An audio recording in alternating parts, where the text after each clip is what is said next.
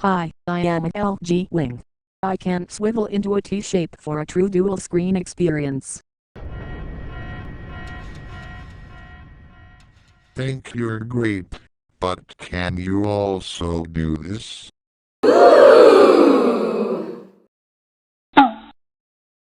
Hello there! This is the first time I'm trying out a long-form video format inspired by SmoothRes. I'm going to be using this long-form video format in the future to explore some rare phones that I think are quirky and unique enough to be deserving of a long dive.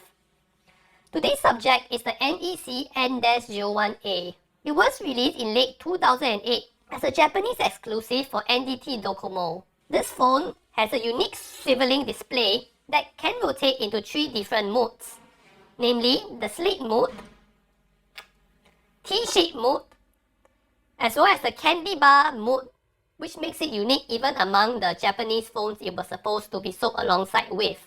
So let's talk a bit about the background of the NEC N-01A itself. I know that some of you probably don't even know that NEC the company exists, let alone the fact that they made phones once upon a time. No doubt because NEC today is no longer a consumer-facing company, but in the 2000s, NEC actually made phones not just for Japan, but also for the global markets such as this NEC N412i that I have right over here. They actually acquired Hitachi's and Casio's struggling cell phone division in 2010 before eventually struggling themselves and withdrawing altogether by 2016. Some of their cell phone patents will eventually be sold to Lenovo themselves.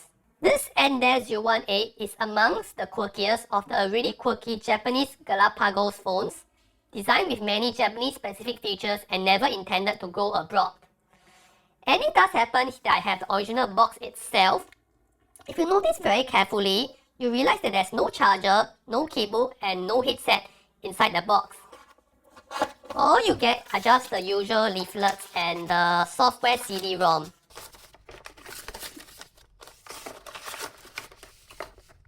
But the saving grace is that by that point, Japanese telcos had already standardized most of their phones to using a common charging port and data port.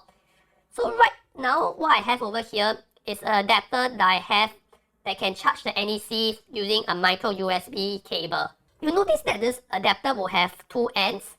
The first end is intended for Docomo and SoftBank 3G phones. The other end is intended for AU by KDD iPhones. The manual isn't inside this box itself, but it can still be downloaded online.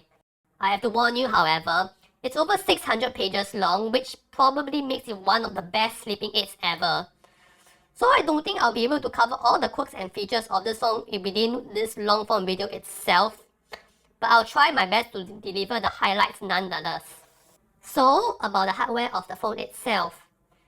The front has a 3.2-inch WVGA touchscreen, which were the sharpest you could get for 2008 standards, and most surprisingly is capacitive, not resistive as I had expected.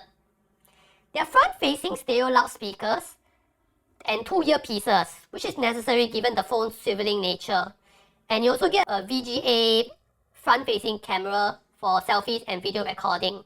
On the left side, what you have is the charging port concealed by this flap itself, as well as the microSD card slot. The right side is where the volume keys and the multifunctional key is located. On the top, this is not actually a stylus but a retractable TV antenna. The back is where you have the camera flash, which is not very powerful, the 5 megapixel autofocus camera, as well as the infrared port. Over here is the marking where you tap the phone for mobile payments using Japan's proprietary Osaifu-Keitai protocol. And here is where you remove the back cover to reveal the battery itself. It's a 3.8 volts 800 mAh battery. And inside here is the SIM card slot. Unfortunately, this phone is SIM locked to Docomo, and even then, the SIM card mechanism prevents me from actually removing the SIM card once inserted. So I can't really test many of the software functions requiring cellular connection, and I do apologize for that. But anyways, concluding, at the bottom we have the pogo pins for you to dock into the optional dock accessory, as well as a slot for you to insert a wrist strap, which was a very popular form of customization among Japanese cell phone users at that time. So let's now rotate to the T-shape mode to review the keypad. The keypad doesn't have anything of interest except for the confirm key itself, because it actually doubles as an optical joystick, which NEC referred to as a neural pointer. But anyways, let's just turn on the phone itself and get started with the show.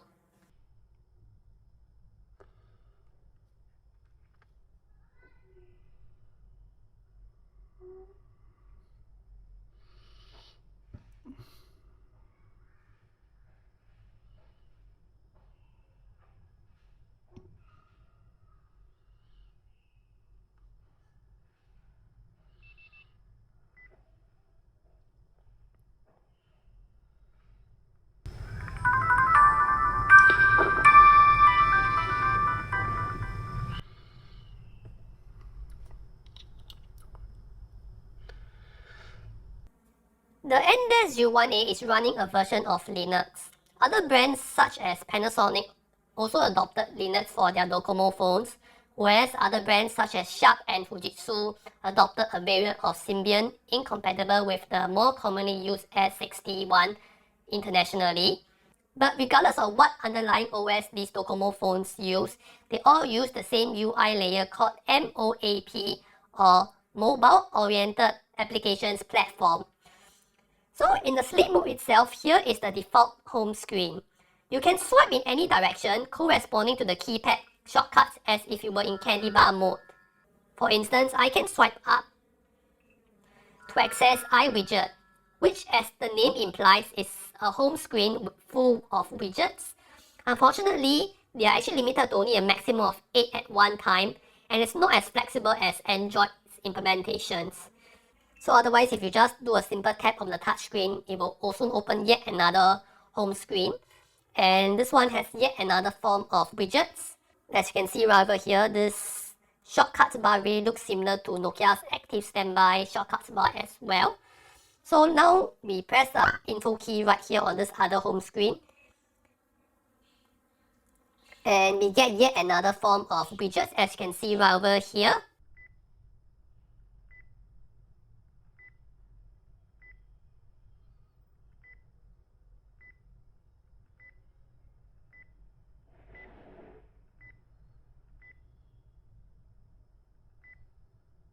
The moving shape, as you can see right here, is called the Machi-Chara character, which is quite similar in function to Bonsai Buddy and Clippy for PC.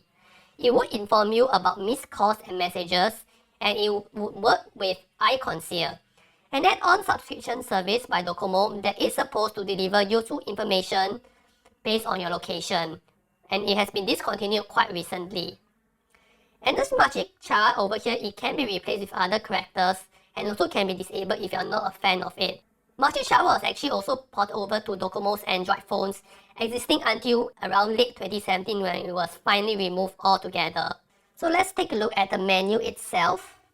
The interface is quite similar to many touchscreen based feature phones of the time, because it makes very good use of soft keys like this at the bottom itself.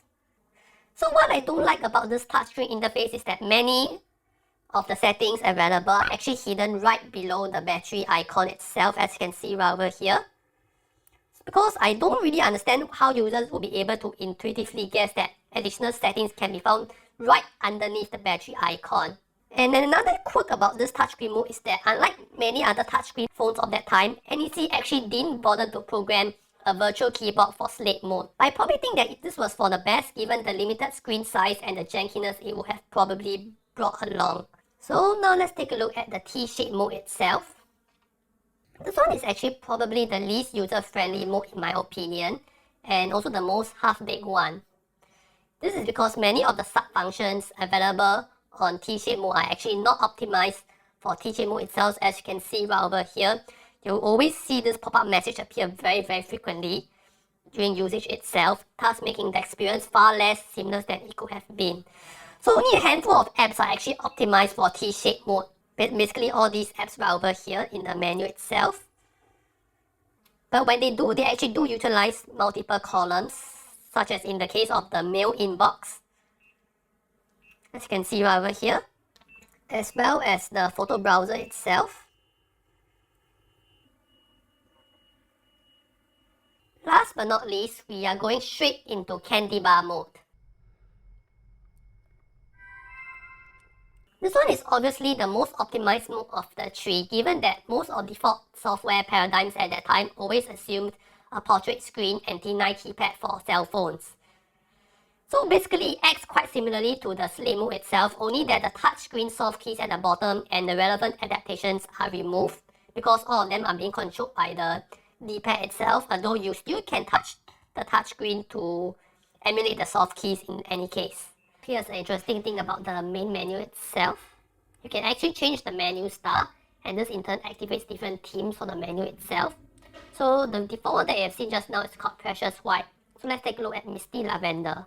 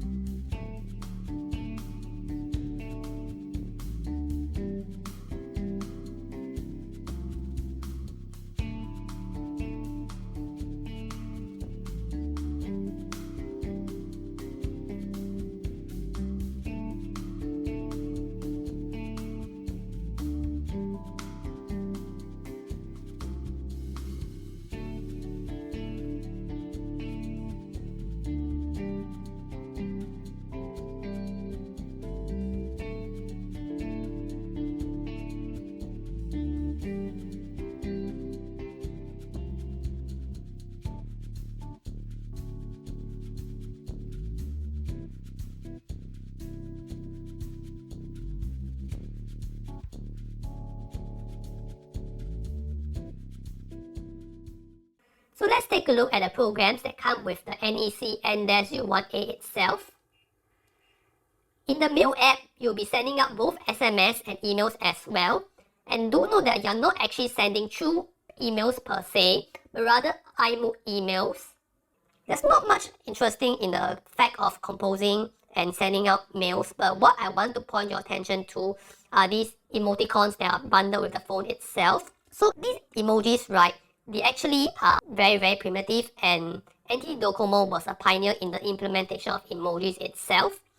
One interesting thing is that when NTT Docomo started selling its own Android phones, it actually ported over these old emojis from its feature phones right into their Android phones itself, probably for compatibility reasons, but this is a practice that has continued on even to this day, meaning that all the Android system emojis are basically overwritten by NTT Docomo's older implementation of these emojis. And from what I read on tech Twitter, a lot of Japanese smartphone users don't like the change because it makes it inconsistent as well as reducing visibility in dark mode itself. Next, let's take a look at Deco Anime. Deco Anime is basically sending flash messages to other Docomo phones itself, and they also can be interactive in nature.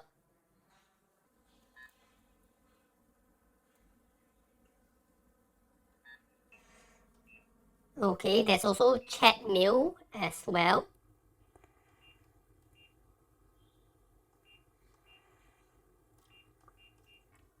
As well as a few templates for sending mails, including Deco Mail.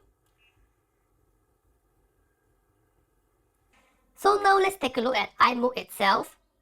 iMode actually encompasses two browsers. One is for the normal internet browser called Full Browser, and the other one is the iMode browser. Unfortunately, without the right Docomo SIM and connection, I can't show you how it would have worked, but iMode was basically NTT Docomo's own mobile internet standard, specially optimized for their own cell phones. It is basically a more advanced version of the wireless application protocol used for most feature phones internationally. Docomo did actually try to export iMode abroad, but to limited success. As you saw right earlier, this NEC N412i, besides being one of the very few NEC phones exported overseas, was also a rare example of an iMode phone sold internationally. In this case, this N412i was actually sold on Singapore telco StarHub, which is not quite a surprise because StarHub was and still is partially owned by Docomo's parent company NTT, thus making it the perfect choice for trying to export iMode into Singapore itself. iMode is basically dead in Singapore today, but it still exists in Japan. However, it will be shut down once NTT Docomo themselves turn off their 3G network sometime in 2026. So we are going to skip i-appli and settings for now, and let's just take a look at data box. Data box is where you'll find all your multimedia such as your pictures, music and videos, but also a lot of the pre-installed content meant for sending via Docomo's iMode mail. There are so many content that I think it's better to leave it to a second video, which you can watch in the description below. So let's start by Deco mail picture. So here are the wallpapers pre-installed for the phone itself.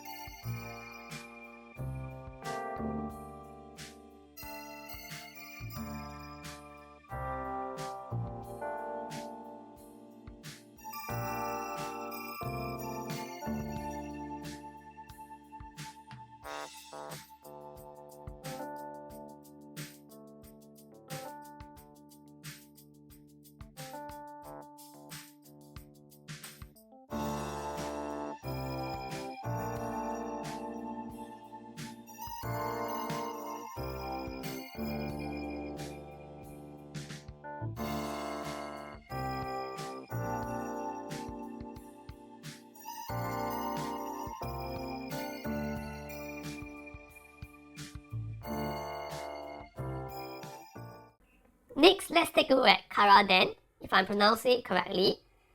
Basically, it's a bit like Vtubing before it was cool, in the sense that you can actually use Chara-Dens to represent you instead of your own face during a video call to another Docomo phone.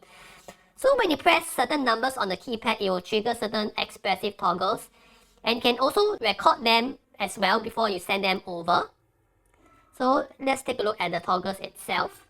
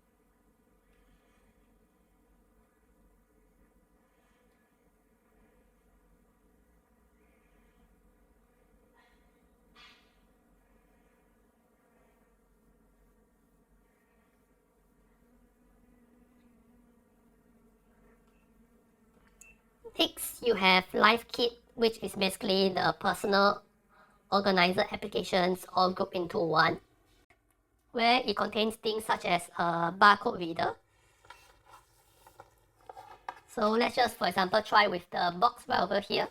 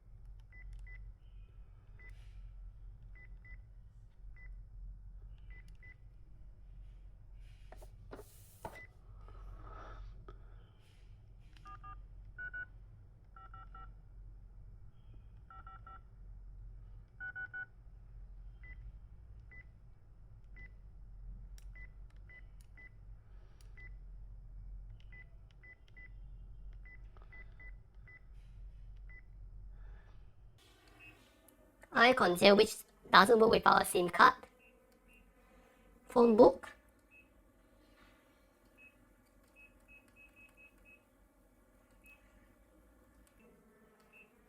Own data.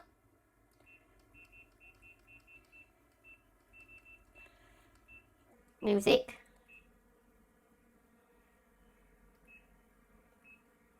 Next, we take a look at OneSec. OneSec is Japan's very own digital TV protocol for cell phones, but it can also be received by other portable devices like game consoles with the appropriate decoder installed, which explains why you saw the retractable TV antenna just now. OneSec debuted around 2006 and became widely adopted for Japanese cell phones by the time the NEC-N was released. It was carried over onto Android cell phones as well, but it was subsequently abandoned as a standard more or less by 2020 or so. So here's how the interface would have looked like for the OneSec itself. Over here is the electronic program guide.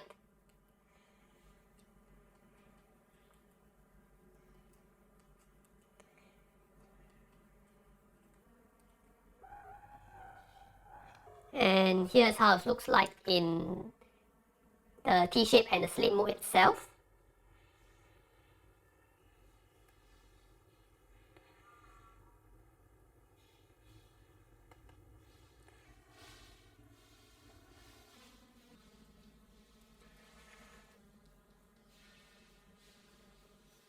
So last but not least, we have Osaifu-Keitai, which is Japan's very own mobile payment and wallet protocol services. It also works quite similarly to modern-day NFC contactless payments for smartphones. But the amazing thing about Osaifu-Keitai is that it actually can work even when the phone is itself turned off or offline as well, which is obviously quite a bit of a security risk. Right, next we take a look at the camera, which strangely enough is buried inside the Lifekit itself.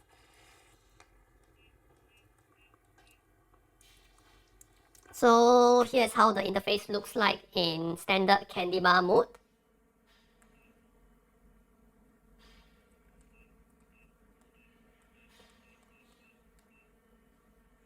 (5-megapixel autofocus camera with different photo modes to choose from. Exposure can be adjusted. And here is how it looks like when the interface is in T-shape and Slate mode. Camera flash.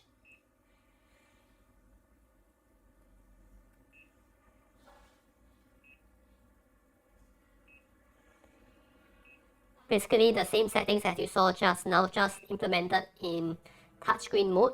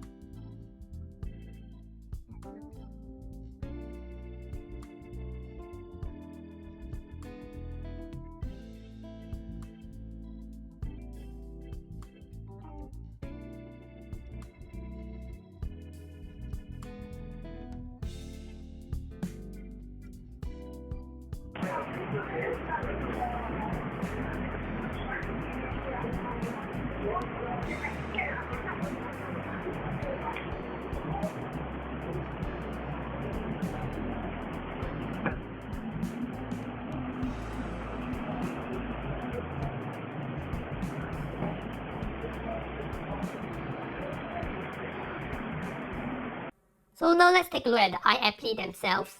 i-appli is basically Docomo's standard for software exclusively for their phones itself.